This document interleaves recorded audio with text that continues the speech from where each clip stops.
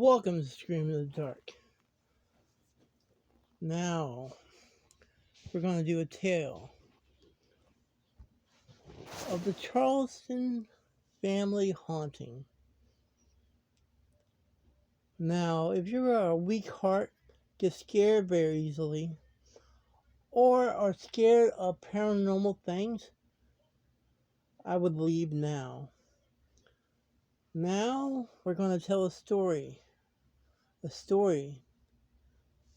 of the Charleston family. But before that, 200 years ago in Pennsylvania, a man and his family lived in Oakville. Now, one day the man decided to kill his wife and kids and put them in the basement. And then he burned down the house and then hanged himself in the oak tree in the front yard. Now, we go to 1995, the Charles family. Jonathan Charles married Mary. She had 2 kids from a marriage before, and he had a son from a marriage before. Now, her 2 kids was Rebecca and Mary, and his son name was Jacob. They noticed that their house was too small for their growing family, so they went looking house hunting, and they found this, they thought, their dream house in Pennsylvania. It was way below cost, huge, very big house, lovely yard for the kids to play in. So they bought it up, and then it took a week from the packed their stuff and moved to Pennsylvania, to Oakville. Now, when they walked in, they loved the big rooms and the huge closets and the nice spacious basement. But after a couple of days, they started noticing weird sounds, scratching in the walls, kids having nightmares. Jacob, in his room, he hears scratching and strange moaning sounds from the closet. Mary started having nightmares every night about the basement, about a well in the basement. Now, Jonathan, after a while, started becoming more cold and distant from his family, more mean. That's against his nature, because he's a very gentle and nice man. But then he started spending all his time at work. It's away from his family. And then when he did come home, he would drink a lot and then just go to bed, not talking to the family. The kids started spending more time with friends overnight and with their grandparents. And then, so Mary was in the house all by herself all the time. She started noticing kitchen cabinets doors open when she swore she closed them, dishes in different spots, the car keys missing and then appearing in different rooms of the house. She started seeing faces in the windows of the house, hearing scratching and tapping.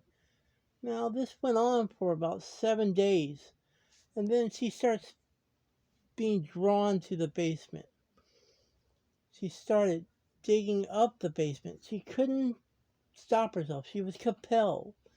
And then when she got to a certain distance, about 6 feet deep, she found a small well in the basement, an old well. So they must have built the house over the well. She noticed the well. She heard water, but she couldn't see it. So she would get a flashlight and shine down. But it was so dark, she could not even see the bottom. She threw a rock to expect to hear a splash of water, but she didn't hear nothing really. She did hear the rock hit the wall of the well, but that was it. She never heard it drop. And then after a couple of days, she started getting compelled to bring art supplies down. Mary would start drawing the well over and over again, just start painting it day after day, spending large quantities of time down there. But nobody would notice because nobody was there. we would spend time with Mary. But the holiday was coming up.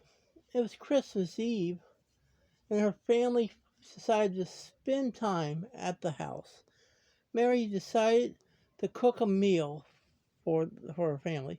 She made great pumpkin pie, roast beef, and ham for the Christmas meal, and a nice little chicken soup because she knew her husband loved chicken soup. They sat down. They would talk about they can't wait till tomorrow to get the Christmas gifts and what the future held for their family. But after 20 to 30 minutes, the family started getting violently ill. Daisy, their head was all cloudy. They started vomiting at the table. They fell to the ground. Now people noticed that Mary didn't eat any of the food. She didn't even partake in any of the drinks. But then it was already too late. They realized what happened. Their mother poisoned them. But it was already too late. They couldn't feel their legs. They could not move. So Mary slowly dragged the kids down to the basement by the well, and then went back up and dragged her husband to the great oak tree and hanged him by the rope on a large limb of the tree. He twists for minutes, seemed like 15 to 17 minutes, sitting there choking in pain. She pulled on his legs to make sure he was gone, and then she slowly walked to the barn and got an axe. Then she came back to the house, went down to the basement, and slowly chopped the bodies of the poor children up and threw it in the well. After she got done that, she poured gasoline all over the house, then all over herself, and then started laughing and crying at the same time and set the house and herself ablaze. Now that was the story of the Charleston family haunting. Now I hope y'all enjoyed the story. Don't forget to like, subscribe, and hit the bell icon. If you want more stories like this, leave comments.